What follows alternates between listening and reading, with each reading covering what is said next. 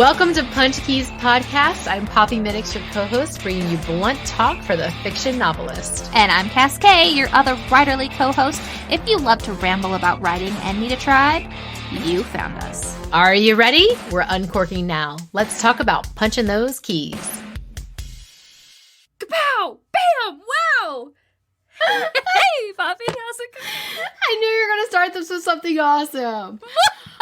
I need like a fight. I need like a I'm gonna have some audio key, like a crowd being super pissed. Wait, you need me with my comic book. It's Kapow! true. It's true. Bam! Pop! Yes. Okay, welcome to Punch Keys. That's what we are. In case you didn't know, you were at Punch Keys. Yes, and probably wondering, actually probably not wondering anymore, probably knowing what we're going to talk about today. Would you like to guess? Dun dun dun. Fight scenes! Oh my goodness. Love it. Gosh, fight scenes are great. I'm pretty pumped. Gosh. Yes. I did a little bit of research for this episode because I've taken seminars and classes, particularly on writing fight scenes. And so I read a bunch of articles, and I'm in a spot so I started a new project this week. Mm-hmm. I finished a round of editing on a manuscript. I sent it off to beta readers. And I'm like, okay, woo, I'm going to let that one breathe. I'm not going to touch it for a month or two. I'm going to move forward. And so I had another manuscript that it's been at me. And I decided out of nowhere that it needs a big battle fight scene in chapter 2. So researching for this was an absolute perfect harmony, treat, fabulous, amazing thing. I'm happy. I'm so glad. That is excellent. So, and we kind of wanted to break this episode up into two parts. So fight scenes. Physical fights, and verbal arguments. Oh, the super fun arguments. Oh, because those are just so as angry. important. And those are fights too. They are fights. They really, really are. And they should get the same attention and craftsmanship as a physical fight scene. I completely agree. Most definitely. Yeah. So, physical fights. We'll just go into it. Oh, just run right in. Just throw a punch. Throw punches. Kapow! Yes. Pow, pow! Yes. Okay. So let's just start at the very basics with fight scenes. And I've gone through, and there's like a basic core advice that you get when you go. So any of these topics that we talk about, you can go on Google, right? And there's like, I don't know, I spent a good hour today just flipping through the top 2 pages if I Google writing a fight scene. Right? There's like a bazillion articles. You can find YouTubers who are talking about stuff. I have a fabulous recommend later for that. Mm-hmm. And there's basic information. So some of the basic information in this is your sentence structures. Let's just start there. Sure. You're going to have short, snappy sentence structures. Yeah, because action. Yeah. We've talked about before how when you're creating a scene and you're looking at your novel, you should have equal parts of inner dialogue, outer dialogue, and action. Mm-hmm. That is not the case for a fight scene. Not so much. Fight scenes should be predominantly outer dialogue and action. Yeah. And the reason is because the pacing in your fight scene should feel faster pacing than any other scene really going on. Yes. And so if you cut out the inner dialogue, you instantly fast forward your pacing, which is what you want for a fight scene, right? Yes. Okay, so you cut out that inner dialogue. Your sentences should be shorter and snappier because you don't have the rambling thoughts, the what if, the maybe, this reminds me of this one time. All that's gone. Kicked in the freaking face when that happens. Yeah, you're not paying attention, huh? Yeah, remember right? What? Slam, right? Okay. Remember that day? Ow, my face. Yeah, exactly. So we're taking all of that out. There was also another thing I really wanted to talk about here in the basic structure of your fight scene. You probably know this. There's this big controversy. I don't know if it's a controversy. There's this big argument within the writing community about adverbs. Right? If you don't know it, if you haven't heard it yet, then you are not on any writing community ever. Right. And if you haven't heard it yet, I wish I was you. So... There's the side that feels like adverbs should never be used because you can always find a stronger word, right? Right. He walked quickly should be he sprinted.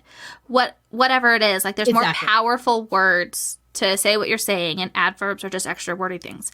Then there's the whole other side where sometimes it's looking at the rhythm and the beat of the sentence. Yes. And sometimes there's a rhythm or a literary device you're using or something that just pulls you into the scene more, and the beat of it, it's like the prose can be like a heartbeat. And sometimes if you take that beat away, it stutters and doesn't make sense. Yeah, so that you need extra, finesse. Yeah. Yes. So I'm not siding with either side. No, that is a torch we are not going to blaze up. Nope. Nope. You can write as many adverbs as you want, or none, or I don't know, maybe you can like find a middle ground. I kind of feel like with all of these things, the middle ground is the answer. Yes. But balance. Except for your fight scenes. Except for your fight scenes. I actually think if you're going to strip adverbs from something, it should be your fight scenes. I agree with you. The less, the better. Yeah. It's all about condensing. The fewer characters, the better. The fewer words, the better. You strip that down to bare and bones, and you keep that pacing, and you give them the points that they need. Yes. Even like the smaller action words. I mean, you can't go through every single action. Like, she lifted her leg. She kicked him in the face. Like, that's not compelling. I don't need to know what it felt like when you, like, scrunched your fist together. Right. And the nails in your palm. I mean, I guess I could. But that's more for, like, if you're having anxiety and stress about you're pulling out tension. You're not pulling out tension in the middle of a fight. The tension is happening. Yes. And so maybe if it's like in the beginning, right before the fight. So, and you have to realize too, like we're talking that there's going to be like a build-up and a tension you can do before. But like in the middle of the fight, you're not going to have the inner dialogue. You're not going to have the slow thought to the slow movements, the intricate, or I turned my elbow and hip to the side so that I could get better leverage and then push through with my punch. Punched him as hard as I could. Right. My body did what it was supposed to do, but we're not going to say that because that would take too long, and the pacing is what rules. And so that kind of gets us into blocking, right? And I think there's this thing, and I've seen myself do it. I've had fight scenes where I felt like if I explained every little thing, it wouldn't be confusing anymore. Right. Yes. So I'm like, I need to explain every movement so they can see it as I see it in my head. And if the reader is confused, obviously I need to add in more blocking and explanation. Clearly, Cass. Oh my God, no. Oops. Yeah, that was a mistake. Don't do that. Yeah, don't do that. So if someone is confused, a reader, or you're just writing a first draft, I don't know, maybe it's a second, third, in a fight scene, less is more with blocking. Yes. Really just show the big movements. There's someone who talks about this. So, Papa's laughing because I've talked about this chick so much. Oh my goodness, yes. I love her. Her name is Carla Hoch, Hoch. I took a Writer's Digest course from her. It was like a 4-part on writing. I bring this up because if you're interested in the stuff that I'm going to talk about right now, you should check her out. She has a book. She has a YouTube channel. She has a website, a blog. She writes the book Fight Right. Mm-hmm. What's amazing about her is she's an MMA fighter. I think that's the right term. Yes. And she's an author. So even if you have like a ninja from 1600 Japan, who obviously is not going to fight the same style MMA that she does, that's not what she talks about in it.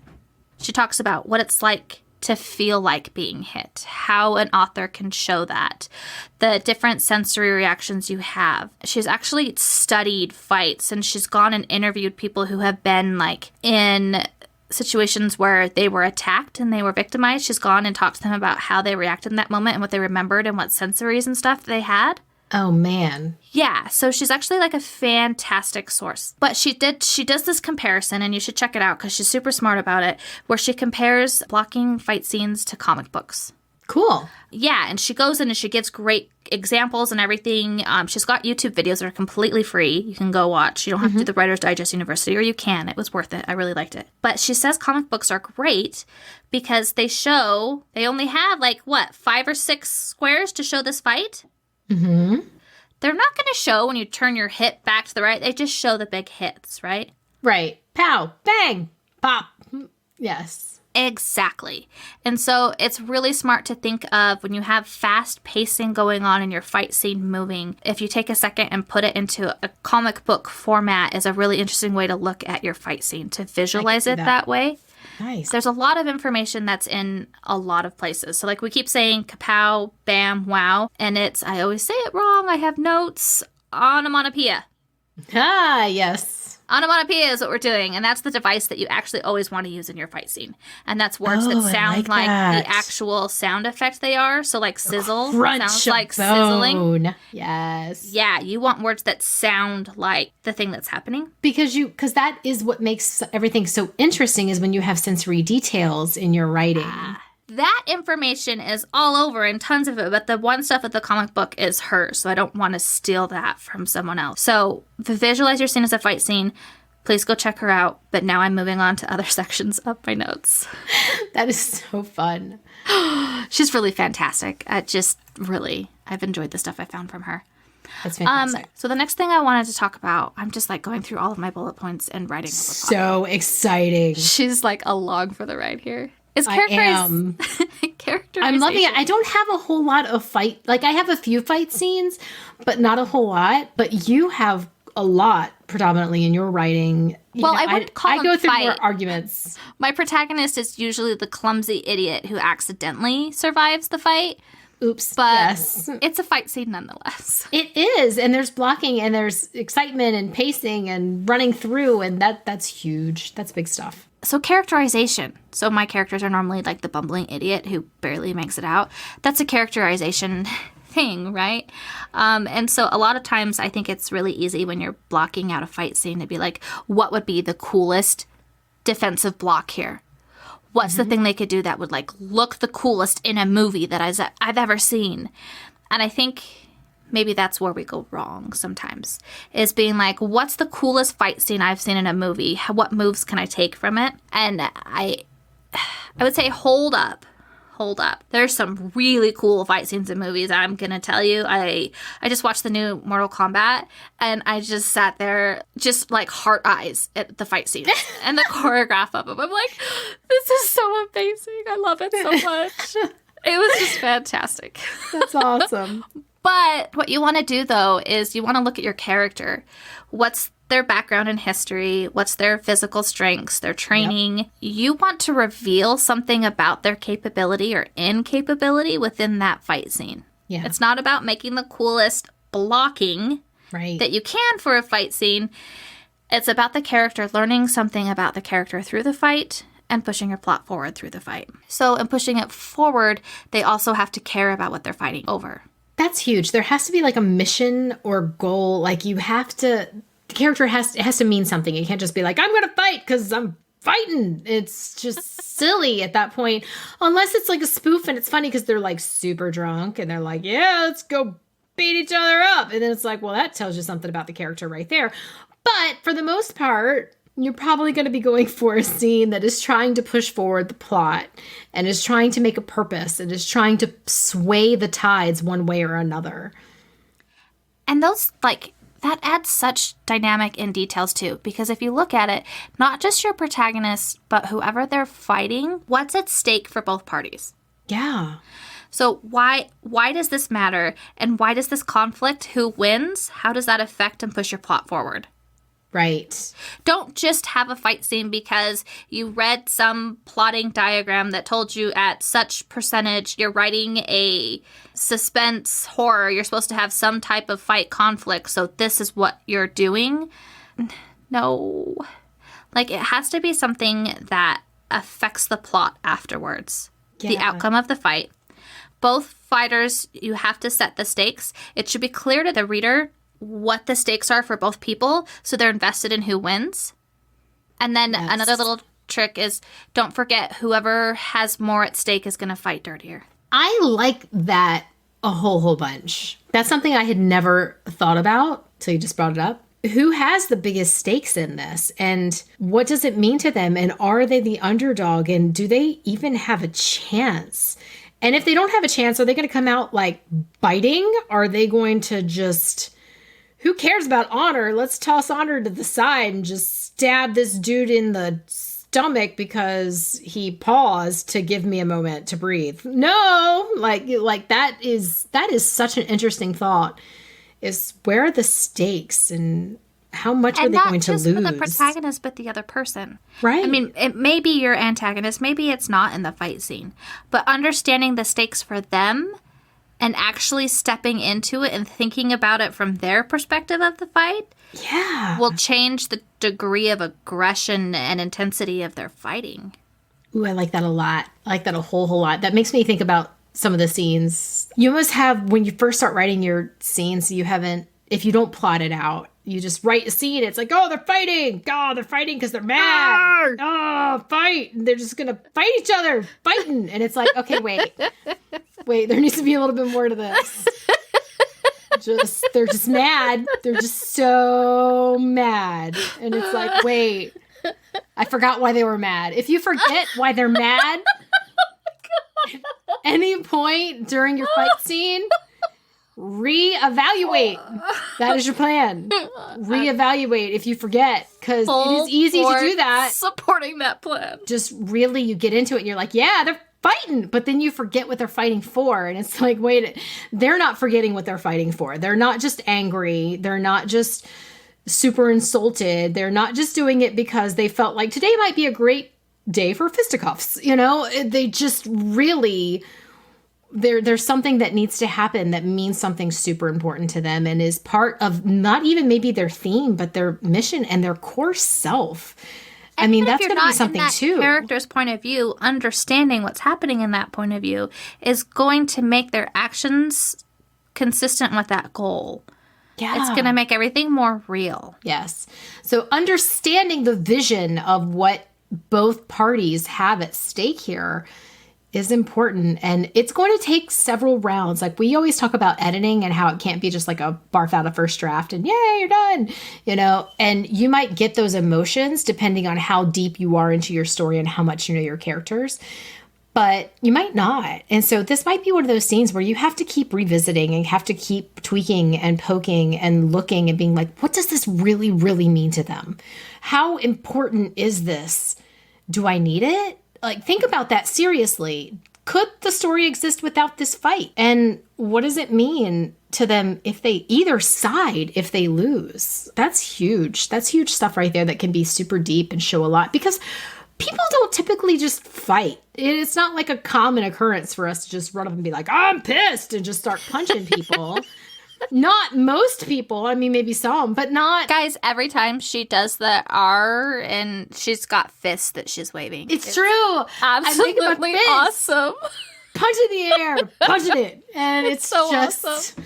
Really important for like That's these why I'm people. laughing so hard. I'm not crazy, I swear. She's just like punching and she's just growling with her lips. Oh, I get really into conversation sometimes, and when I do, I get highly, highly animated. And fight scenes should make you animated. It should make your reader be like, oh man, like this is really important shit going down. And it's just really big things right now. It's not something that they can just be like, oh, look, it's a fight. Oh, let's skim through. Yep. Fighting, punching in the face, got kicked to the throat. Ow, that must have hurt. Okay, and we're back in the plot. No, it should have to do everything with the plot and moving the forward, and every hit should have to make something happen toward one side or the other. And it's like, you want those people, you want them watching a super important tennis match where the ball goes over and they're like, and then it goes over again, they're like, you want to make sure that what's happening really means something super huge. And make it plausible that you don't know who's going to win. Exactly. Can they come out of this okay? And what happens if they don't come out of this okay? You want your reader on literally the edge of their seat, being like, who in the world is going to win this one? Who's going to get dead right now? Oh my gosh, how is this next move going to make the outcome? You want them with you 2 steps ahead. So I think that's kind of a key point, is that thinking about it, like if someone gets stabbed in the stomach, what's going to happen 2 steps ahead? How is this outcome going to shift the tides? And you want your reader there being like, oh my gosh, but that's going to make this person super upset, or that's going to make the world end. What now? So you want them with you. You want them with the characters being like, oh God, everything is on the line right now. It's really, really important. And it's No, it's absolutely right. I completely agree. And you can want them ahead 2 steps of the way. And we've said don't do inner dialogue and not do small action movements, only do big actions.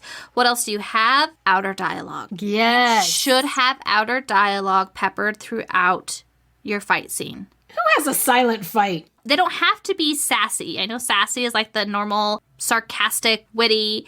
You can do as long as it's within the character and how the character, they could get mad.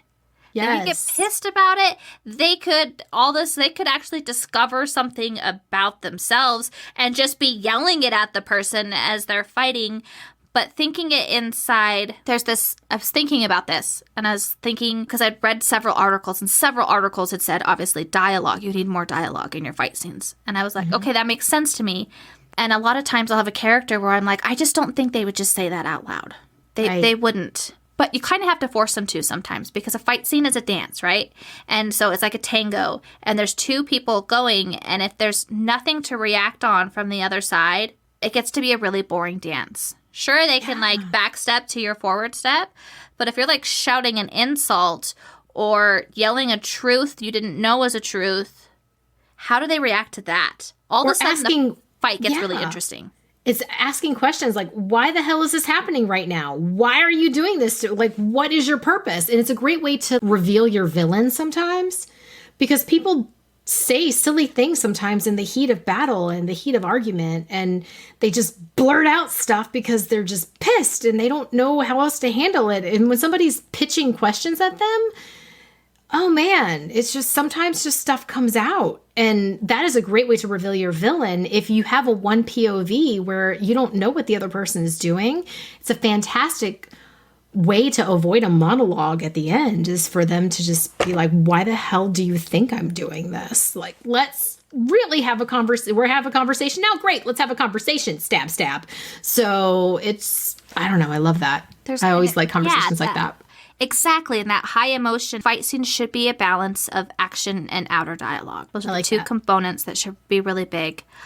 There's so much you can do with it that's so delicious with character personality types. Make sure, again, that your dialogue and your reveals are character consistent, just like when you pick your weapon that they're using or their blocking or whatever it is. It's not what's cool to make the coolest fight scene. It's about what that character is capable of and would do in the situation. Yeah. So keep that in mind. There was something else that you had just mentioned. I have to look at my notes. I made notes. I was so excited, guys. Okay. She's been so excited about fight scenes, you guys. It's been so adorable. She's been like, fight scenes! I'll be like, oh. Fight. So I did have more. So setting. You should be revealing stuff about your setting through, not revealing stuff. Let me rephrase that. You should be using your setting in your fight scene. Sure. So make sure you give like a good setup for what's at stake for both characters, going into it, how they feel emotionally beforehand, and what setting they're going into. And then as you're in the setting with the fight scene, use your setting. Yeah. Whether it's the weather, whether it's the world, whether it's the weapons that are available, whether it's the clothes they're wearing, whether it's the other people around, whatever it is, look at when you're looking for answers of what your character would do if they're in character. Consider your setting options, because then we avoid the just trying to make an epic fight and with a blank screen behind backwards, right? But it can't be too detailed. No, it's very small and minimal. So like we'll go back to the very beginning. We're like, hey, condense words, shorter sentences. Yeah. All of this applies to this stuff. And then your 5 senses you should hit really hard. I wouldn't say all 5 of them. I'd pick 2, depending on what's going on with your setting. So if there's lots of sense for them to, if they're like in an arena, like a fight arena, if they're somewhere where there's lots of lights and the lights just get really bright with each hit, and as their head is going, it's sounds. There's lots of sounds going on that's bouncing off of them as they're doing stuff. You have something, Poppy. Go. I do. I like what you had said earlier about, sensory details and the feeling of being hit. And when you think about that, think about the taste of blood in somebody's mouth. That's a huge indicator that their lip is split. You don't need to say, my lip is split. You need to say, I taste blood. There's metallic. It's like there. And oh my gosh, this is actually happening. And there's a realization there. And it just really brings the focus in for the reader, where it's like they're there too, and they're like, oh, there's blood. Oh, this is for real now. And it's just so many moments of those sensory details that are really, really important. And whether or not they're prominent, if they swing on a curtain to go stab somebody, they're not going to be swinging on a purple damask curtain. Nobody's going to give a crap whether it's damask or purple or, you know, or silken, unless there's a reason they're slipping off of it. And that's terrible, you know, but nonetheless, like it's just a curtain. Who the heck cares? They're stabbing people right now. There's things that are important and things that are not. And there's things that you realize in that high adrenaline moments in your mind. You don't sit down and take in all the details of that type. Yeah. You take in details that are super loud explosions of sound and light, which normally wouldn't feel that way, but do in this scenario. I love that, like the ringing of the ears, or if there's too much blood loss, a tingling of limbs and a coldness. Like there's so many amazing sensory details to show pain and really bad things that are happening to the body, where it's like you don't need to say it's happening. Oh, I'm bleeding out. It's like I'm going tingly and my mind is going, and ooh, it's very, very chilly right now on this concrete floor. But what's at stake is what's driving me, and I don't care, and I'm pushing forward. Exactly, because adrenaline is a beautiful thing. And yes, and it gets very exciting, and the reader might be on the edge of their seat because they're just panicking for this person right now, and the person doesn't even realize they're totally bleeding out at the moment.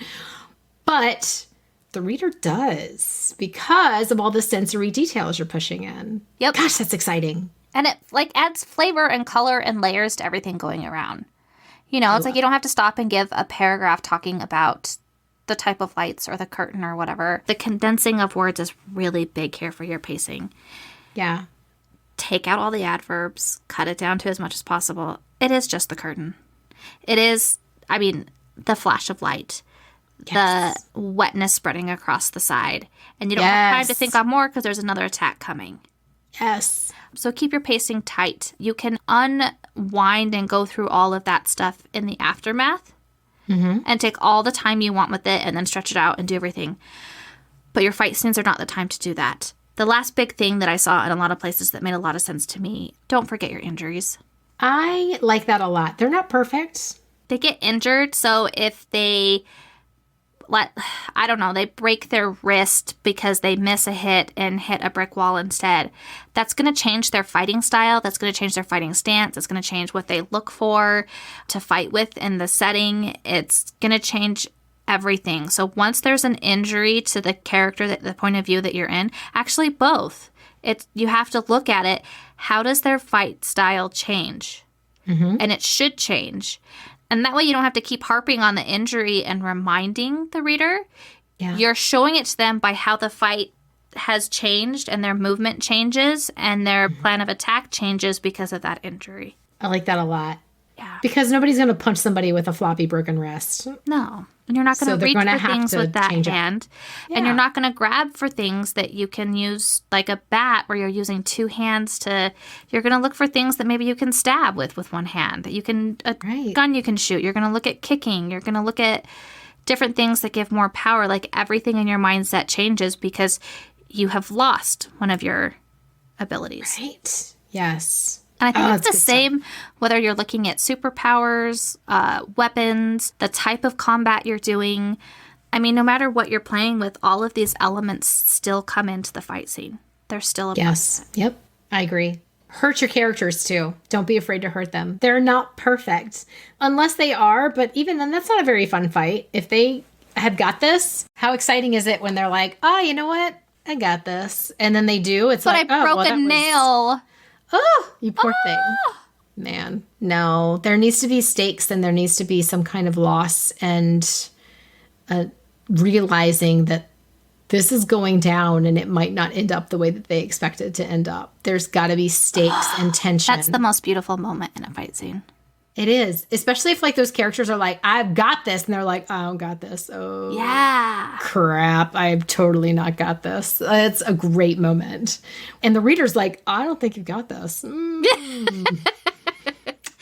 going to happen next? It's actually really fun, too, to layer in the consequences for the injuries and what happened during that fight through the next many scenes. Yeah, I agree. It adds a lot. What happens after? You gotta think about that as well. Injuries. They don't just go away. No. Oh, unless they're supernatural, and then they kind of do, which is kind of a super fun skirt out on that one. It's like, I heal overnight. It's fine. It's fine. It's broken bones. They'll be all right tomorrow. All good. But for normal people, they do not. They're going to be wild. They're going to be in a cast. Well, how is that going to affect them? But let's talk about that too, though. So, like, if you have someone who's super powered, or you have someone that is, like, in a paranormal world setting, and they do heal super fast, but what does that do to them psychologically? Was a weakness they didn't know they had exposed to them during that fight? Ooh, so then yeah. psychologically, they're more tender about whatever type of attack that was, or was it a close call that they got away from it? Do they develop this fear because of it? Make your consequences not just with physical stuff, but with mental recovery. Make them real. Yeah. For sure. It's okay to, you hear about it. You hear hurt your characters. No, seriously, hurt your characters. If your character is perfect, then break them. Just break them hard. Have them lose. Oh, what are the stakes on that? Which way would the world go if they didn't make it out of this okay the first time? And every fight should be different too. It shouldn't just be the same thing over and over again. Oh, where they're yeah. just That's a good point. Repetition's a big thing. Don't be repetitive in your actions. Don't be repetitive in your dialogue. They can't just yell at each other.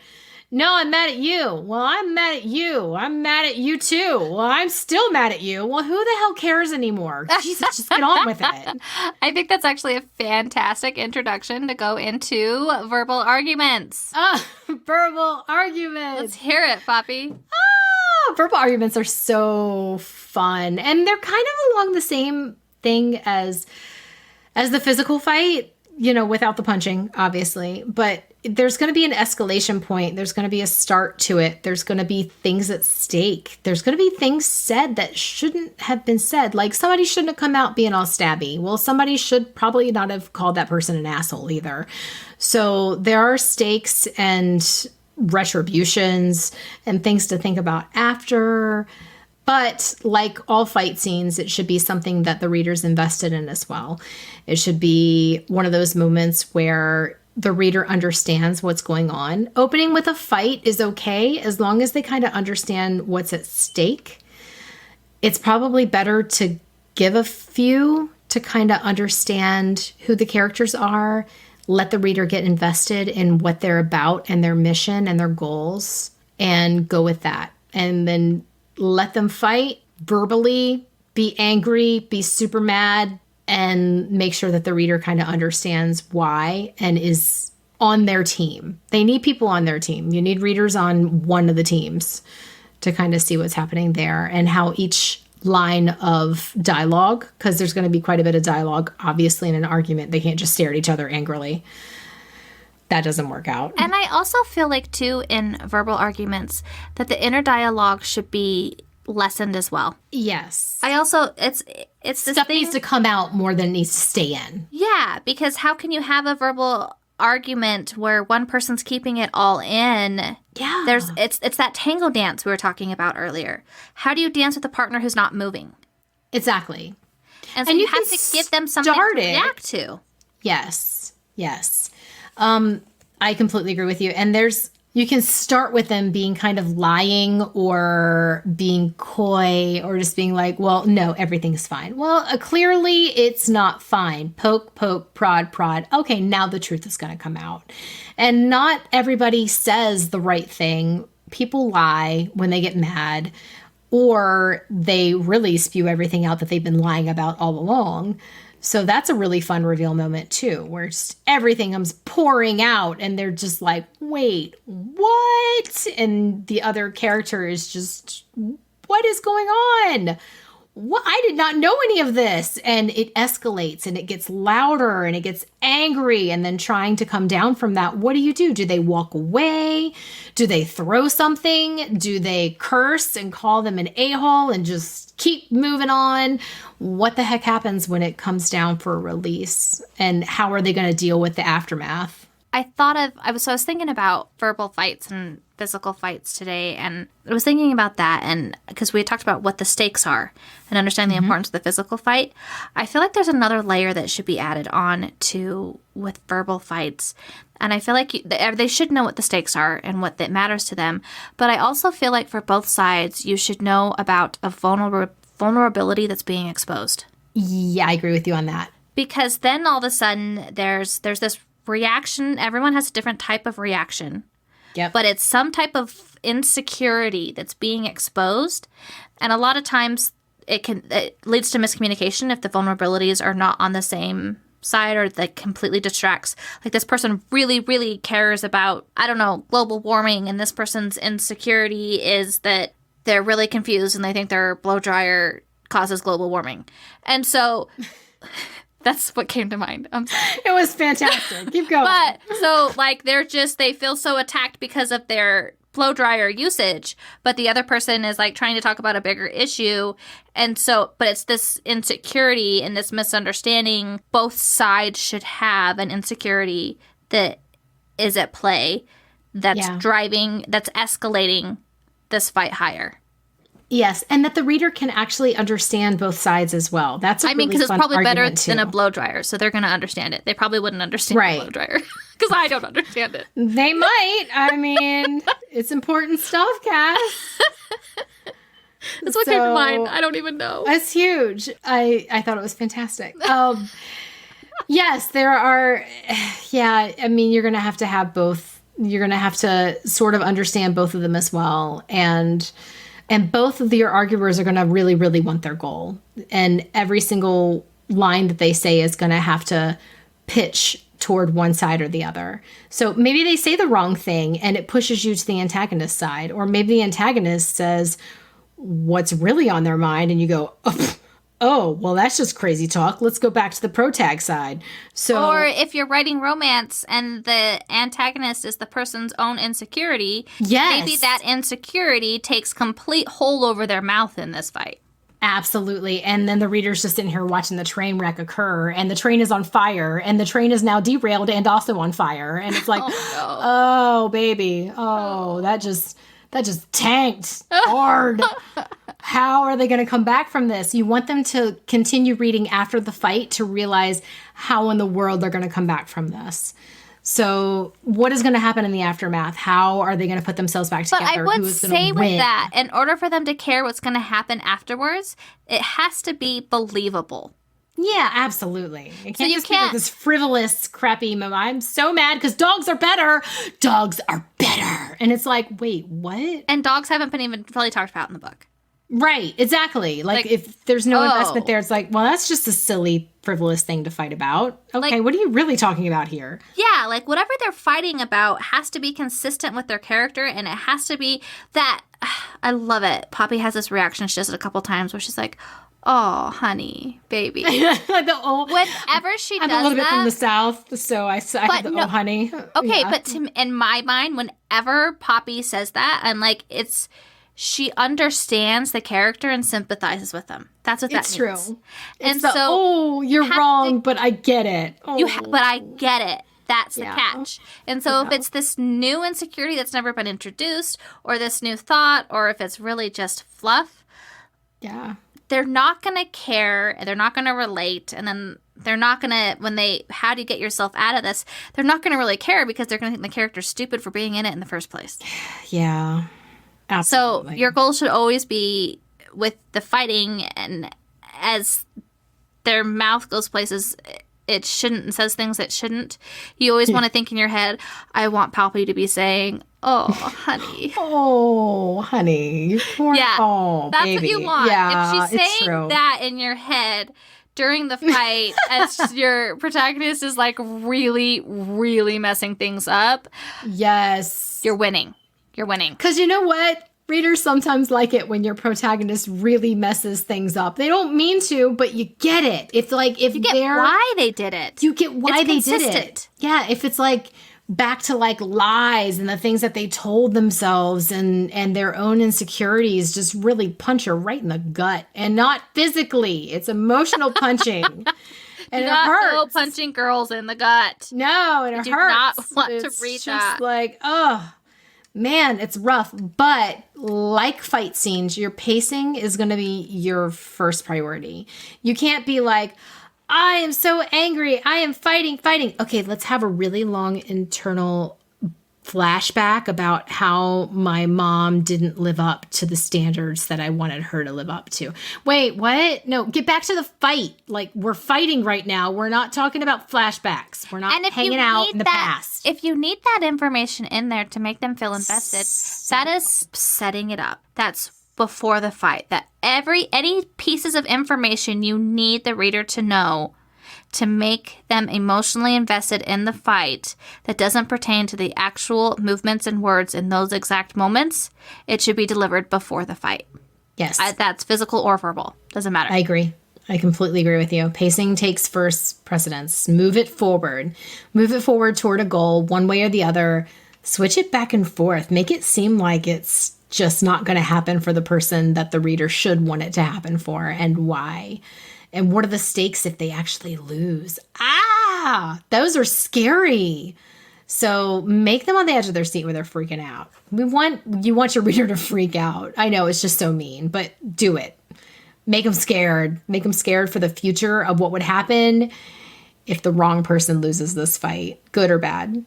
Don't make it obvious who's going to win. Oh, there was one thing I did want to talk about with verbal fights, because I was really crazy. And hold with me, guys. Hang on.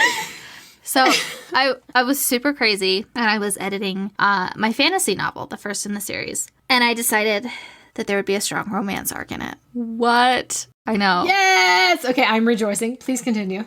Don't tell anyone, guys. It's our secret. But I was looking at, so I had more, I was definitely playing on the trope of enemies to lovers. That's the trope. That's the one. And so I had a lot of fights that were happening. Mm-hmm. And I was like, I'm realizing I need to understand how my character fights. Because there are different personality types that fight different ways. And I couldn't get a handle on how she reacts to combative verbal situations. And I actually found a really interesting tool was, don't laugh at me, but the personality types like ENJTPFING, I don't know, whatever they are. And you mix all the numbers and everyone Myers-Briggs. The Myers-Briggs. Thank you. So everyone has their personality type. I do not know what my character is overall in those particular classifications, but I did find a really cool cheat sheet about different types of personality and how they fight. And I was able to go through and look at just the fighting styles for each personality type. And I was like, and then until one clicked. And I was like, oh, that's her. That's how she fights. She an INFJ because I totally pegged her as an INFJ. I would totally have to look up my notes. I'm sorry. No, it's quite all right. Sorry. Not side memorize that off the top of my head. All good. Please continue. Yeah, good stuff. But I was like, oh my goodness, that's her. And so I was able to take that. There's like this description of how this personality type fights, argues, speech and debate type style stuff. I love that. And so, which was good because she's not going to fight and argue like me. Right. So I have to be like, well, how does she? What are the different types of arguing? What are the different mindsets for arguing? And that was the best resource I could find for different arguing psychology mentalities. Yeah. Which was really interesting to dive to. And it actually helped direct her and gave her more consistency in how she was verbally fighting. Oh, that's so fun. What a good idea, especially if you get caught up in it and you don't quite understand what they would be doing. Going to seek out those personality traits is a really fantastic idea. It helped me a ton. So for anyone who gets stuck and finds themselves writing a romance into their horror fantasy novel, which I seem to be doing lately. Or any. I mean, I think that could cross genres so easily where it's just, if you don't quite know how they would react, well, go seek out some Myers-Briggs or some astrology, or just see if something sticks and then how the typical would handle it. And see if that helps or unlocks something. Because I think or that's even a really good plan. Comparison to how you handle things versus how that Astrology is a great one. That description's great too. Just comparing it to how you would normally react and see the difference in you versus that. Yes. I think it's just fantastic. It will be so eye-opening in how that scene's going to play out differently because it's not you in that scene. No, and we've talked about this before. If you write multiple books, you can't have the same characters. And if you're writing how you would react to certain things, that is only going to last so long. You need to be able to jump shoes and step into somebody else and say, yeah, all right, I would probably react to it this way, but how are they going to react to it? Because they are a completely different person. And you know what? That is kind of the joy and fun about writing, is being able to be like, all right, I could understand this person, but I am not this person. And that is really a joy when you are an author and when you're writing. I love brings it. in that. I feel like it's the same thing as pantsing when you're like exploring when you're writing. Yes. Finding a different personality type and different reactions than how you would react, but finding a rhythm and consistency and understanding them is the same type of exploration. Fantastic stuff. I really enjoy it. I'm looking to see if there's anything else in my notes. The only thing... We were totally on the same page on this one, Cass. I know. I've got two... like all up in the same just hay pile I or know. something. Usually we're like, one of us is like, I love this. No. The other's like, I don't get it. We're like, let's fight. We're not fighting today. We got scenes this. bring us together in harmony. Clearly we are harmonious on our fighting. So that's a thing. So I've got two more resources to help with fight scenes, and then a challenge. Nice. So, two resources. One, I actually want to talk about the emotional thesaurus. You have to be careful with this. The emotional thesaurus, there's this whole series of thesauruses for writers, right? Yes. And they're fantastic. And lexicons, yes. But there's also the problem of using the thesaurus in general when you're writing. You can find a word that fits perfect, has the right meaning, but does it have the right tone? Does it fit the heartbeat of the prose like we were talking about before? You have to be careful when you're grabbing a word that technically is the right word. Sometimes it doesn't fit the voice that's going on.